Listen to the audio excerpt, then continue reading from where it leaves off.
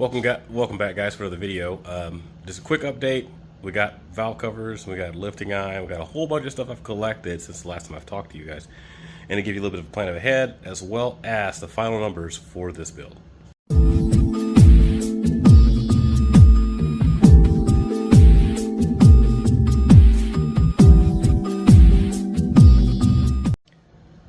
So, like I said, welcome back.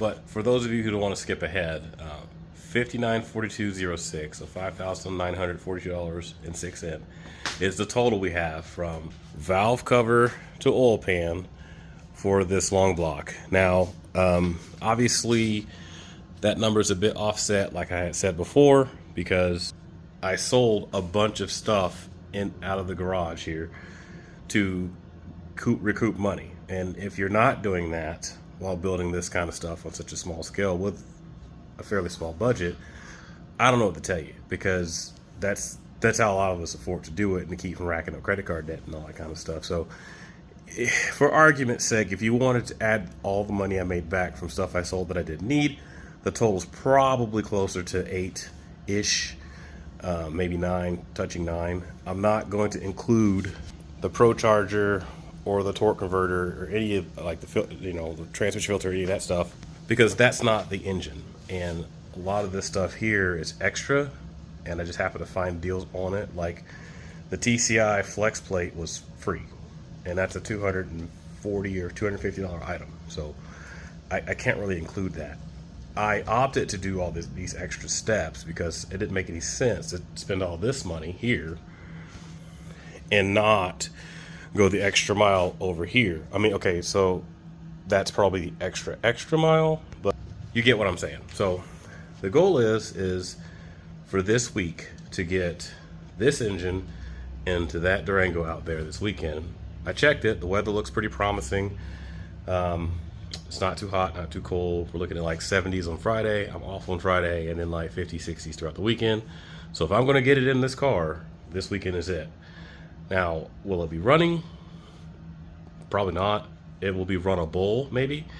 But like I said, it's 6, 7, going almost 8 months up to this point. So there's really no reason to rush the last couple of days, couple of weeks. We're already here. So that's where I'm at, man. And I got about maybe 3/4, half, depending on how you look at it, of the Pro Charger kit to get, which is the main bracket that bolts somewhere around here. That was a freebie. My buddy Tanner had bought also a used Pro Charger kit off of a Durango, and these tensioner brackets are different. So he's like, hey man, you want this tensioner bracket? Yes, we want free stuff. So that probably saved me about, $150, $200. But I still got the main bracket and a couple of other pieces, the map kit and everything else to make the Pro Charger work on the Durango. Then there's the case of the fuel system. I'm going to get, there's a Jegs drop-in fuel hat that has basically a Walboro 355 or 255 in it. So it's good to like 750 single pump. And then run a fuel pump amplifier on top of that, which should make it easily safe to 800-900 horse. Because remember, this thing isn't intended to be much over 8-9 to the tire. Well, 7.5, 7.75 to the tire, 8.5 to the crank. We really don't want to push it much further than that. This particular Pro Charger I got here is a P1X, and flow wise, that's only good to about 9.5. And you have to factor in cylinder head flow and cubic inches. We have a lot of cubic inches here, and we have a lot of cylinder head flow here, because the 6.4 heads, the 6.2 Hellcat heads, both of those engines have really good flowing heads out of the box. So for what we are doing, we'll almost max this thing out or get pretty close to it just running this as is. So there's no reason to go much further than the confines of what I have, everything considered. The Circle D torque converter, that was brand new in a box. Dude bought that back in 2020, so maybe one of Uncle Trump's checks probably paid for it, who knows.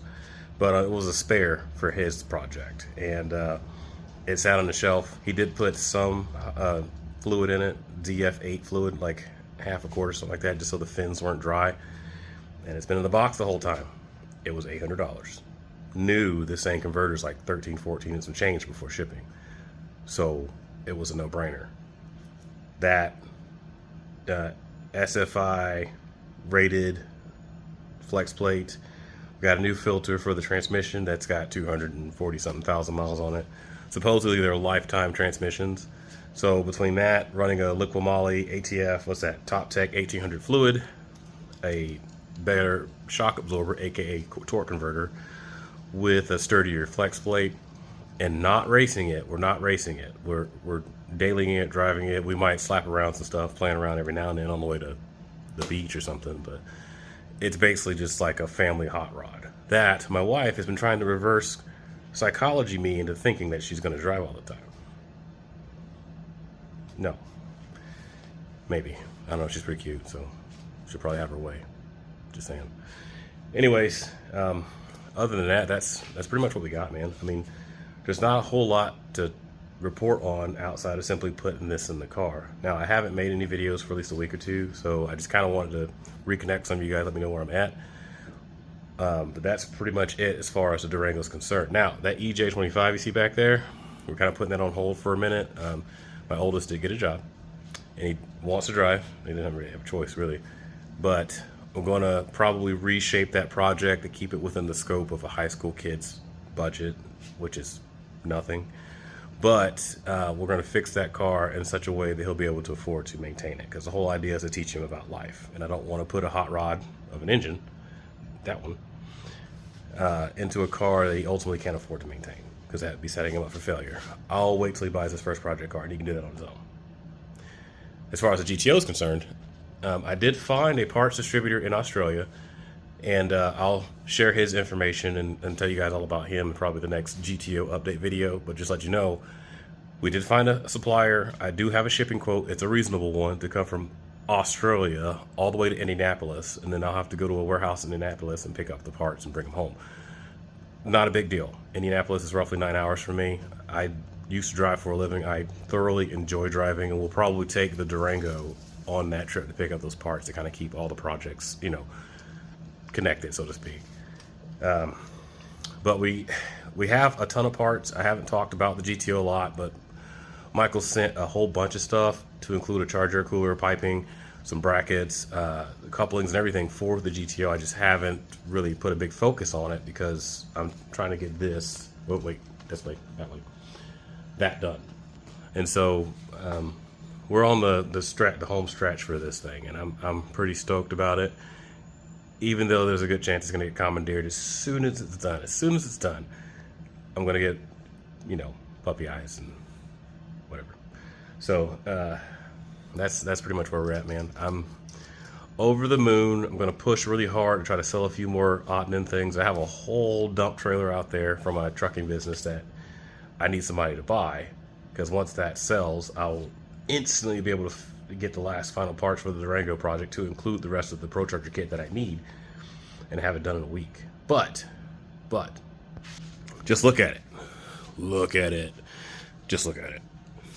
It's come a long way from the janky junkyard core look it had when I first picked it up, because it was a dealer takeout, you know. The sweet lifting hook here, that looks pretty sturdy. It's pretty solid. And partial bracket we got on here. I'm going to pull the front end apart on the Durango and make it happen. I was going to do it today, but I have a whole bunch of other crap I got to do, and it's apparently going to torrential downpour tomorrow. So at some point when Oklahoma makes up its weather, or what it wants to do for weather, we'll go out there and start tearing that apart. I won't record that per se. I'll just do it, because I have to stop working to do this.